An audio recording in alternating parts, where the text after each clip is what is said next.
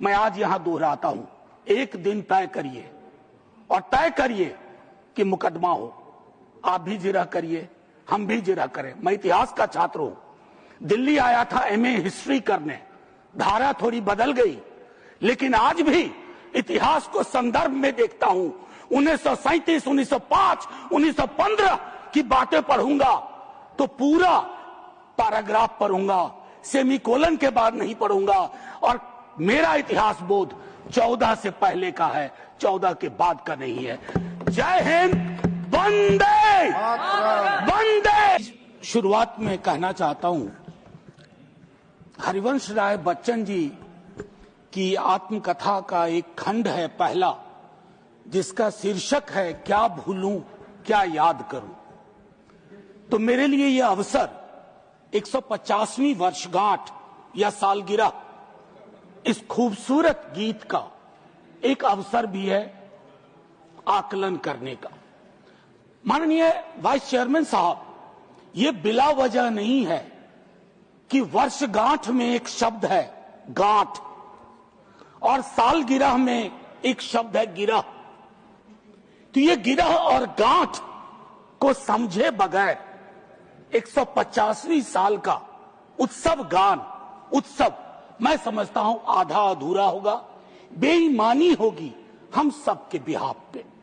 मैं क्रमशः कुछ बातें आपके समक्ष रखूंगा, कोशिश करूंगा कि मेरी बातों से किसी को कष्ट ना हो। इसलिए नहीं कि मेरे पास कष्ट पहुंचाने का कारण नहीं है, बल्कि इसलिए कि कष्ट पहुंचाने में ही इस देश की ऊर्जा जा रही है। जिन ओहदेदारों को मलहम लगाना चाहिए वो नमक की बोरी लेके जख्मों पे छिड़कते हैं। तो इस परिपाटी को बंद करने की चेष्टा होनी चाहिए। मुझे स्मरण है कि कई साथियों से जब बात होती है, सत्ता पक्ष के भी हैं, वो भी ऐसा ही विचार रखते हैं। गर्व की बात है कि क्योंकि ये गीत हमारी सांस्कृतिक और भावनात्मक एका पहचान का प्रतीक। बंगाल में लिखा गया, लेकिन सरहद पार कर गया। सिर्फ इसलिए नहीं कि इसके बोल बहुत अच्छे थे। इस गीत के स्पिरिट को देखिए। इस गीत का स्पिरिट बंगाल से पंजाब पहुंचता है, जहां इसको जानने वाले लोग नहीं थे। इसके शब्दार्थ को, भावार्थ को समझ रहे थे। इसलिए मैं कह रहा हूं कि विविधताओं के बावजूद बहुलवादी संस्कृति इस देश का हिस्सा रही है। हम ऐसे ही पले बढ़े हैं। कोई नुक्कड़, कोई गली, कोई गांव नहीं है जहां हमने हिंदू, मुसलमान, सिख, ईसाई, नास्तिक ना देखे हों।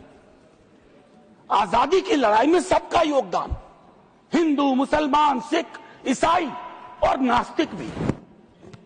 अपने जीवन के एक बड़े हिस्से में मैं भी नास्तिक, जब मैंने भगत सिंह को पढ़ा, मैं नास्तिक क्यों, तो मुझे गर्व होता था कि भगत सिंह वाली परंपरा। एक चीज मैं इससे पहले कि कहूं, एक महत्वपूर्ण चीज कहना चाहता हूं। मैं इस सदन में जितनी बार बोला हूं, नेहरू जी जरूर यहां चर्चा में आते हैं। जवाहरलाल नेहरू। सर, मैं कांग्रेस का नहीं हूं, लेकिन अपने को नेहरूवादी मानता हूं, गांधीवादी मानता हूं, अंबेडकरवादी मानता हूं, और परस्पर विरोध नहीं है। इनका तब के वक्त में विरोध था, लेकिन मैं आज कह रहा हूं, अगर कोई ऐसी व्यवस्था हो कि ये पृथ्वी पे आएंगे ना, तो एक मोर्चा बना लेंगे एक साथ मिलकर। आज की हकीकत के संदर्भ में मैं क्यों कह रहा हूं, एक छोटी चिट्ठी, आजकल चिट्ठियां पढ़ी जा रही हैं सर, लेकिन चिट्ठियां पढ़ने में लोग थोड़ी बेईमानी कर रहे हैं। सेमीकोलन के बाद का हिस्सा पढ़ते हैं, पूरा पत्र नहीं पढ़ते हैं। अमृता शेरगिल जी जवाहरलाल नेहरू जी को लिख रही हैं। यह है नवंबर 6, 1937। सर गौर कीजिएगा, बहुत प्यारी खूबसूरत चिट्ठी है। यह चिट्ठी कहती है, उनकी किताब मिली थी आत्मकथा। यह चिट्ठी कहती है, my dear Jawahar, as a rule I dislike biographies and autobiographies. They ring false, pomposity or exhibitionism. But I think I like yours. You are able to discard your hello. You are capable of saying, when I saw the sea for the first time. When others would say, when the sea saw me for the first time. Sir, आजकल ऐसे लोग बहुत तरक्की कर रहे हैं जो ये कहते हैं कि समंदर ने आज मुझको पहली बार देखा, ये नहीं कि मैंने समंदर को पहली बार देखा। ये एक महत्वपूर्ण चीज है। सर, ध्रुवीकरण आज के हमारे जीवन का हिस्सा बन गया। क्या बंकिम बाबू ने यह कल्पना की थी? उस महाकवि ने यह कल्पना की थी कि देश इतने टुकड़ों में बंट जाएगा?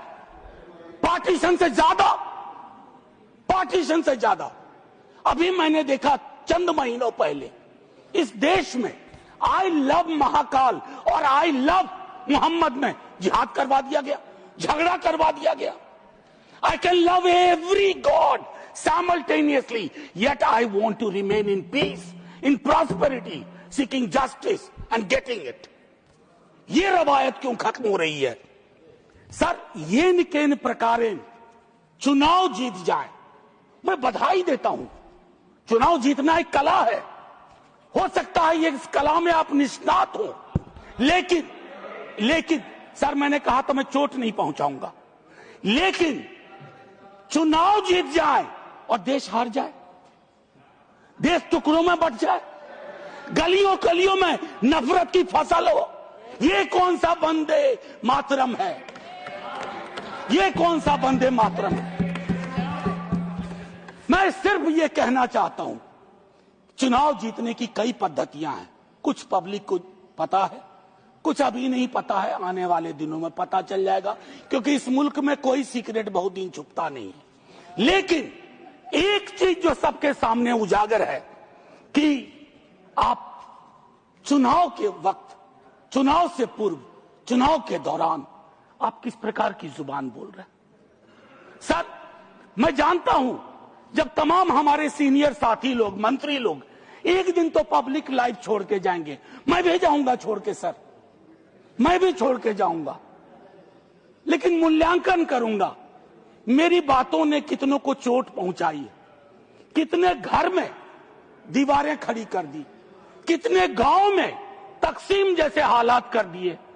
मैं वंदे मातरम के माध्यम से कश्मीर पे बोलूंगा, शाम में मेरी ट्रोलिंग हो जाएगी। मैं नहीं बोलूं क्या? चुप हो जाऊं भय से, डर से? सर, 1 मिनट का वक्त दीजिए, मैं ज्यादा वक्त, मेरे दूसरे स्पीकर हैं वो बोलेंगे, बस उसको 1 मिनट का वक्त दीजिए। मेरी बातें अधूरी रह गई हैं, लेकिन ऐसे अवसरों पर अक्सर होता है। सालगिरह जरूर मनाएं, गिरह का ध्यान रखें, वर्षगांठ जरूर मनाएं, गांठों का ध्यान रखें, और अगर वो न कर पाए तो इतना जरूर करें, इन महापुरुषों को, इनकी रचना को अपनी राजनीति का अवसर न बनाए, औजार न बनाए। और एक आखिरी टिप्पणी करूंगा, पहले भी कह चुका हूं। सर, इस सदन में पक्ष विपक्ष दोनों तरफ महापुरुषों को याद करने वाले लोग हैं। सर, 30 सेकंड और दे दीजिए, न जाने उस कुर्सी में क्या है जो बैठता है, जो बैठते हैं। सर, बस 30 सेकंड दे दीजिए, मैं 30 सेकंड मांग रहा हूं। प्लीज। मैं सिर्फ इतना कहना चाहता हूं, मैंने पहले भी कहा, प्रधानमंत्री जी को एक्चुअली बीजेपी के लोगों को नेहरू का धन्यवाद करना चाहिए। वो पॉलिटिकल लाइफ जैकेट की तरह इस्तेमाल किए जाते हैं। Nehru ji political life jacket. इसलिए कल सदन में एक नेता ने कहा, मैं आज यहां दोहराता हूं, एक दिन तय करिए और तय करिए कि मुकदमा हो। आप भी जिरह करिए, हम भी जिरह करें। मैं इतिहास का छात्र हूं, दिल्ली आया था एमए हिस्ट्री करने, धारा थोड़ी बदल गई, लेकिन आज भी इतिहास को संदर्भ में देखता हूं।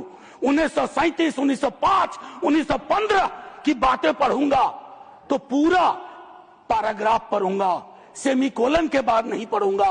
और मेरा इतिहास बोध 14 से पहले का है, 14 के बाद का नहीं है। जय हिंद, वंदे वंदे। Thank you, Dr. M. Thambidurai ji.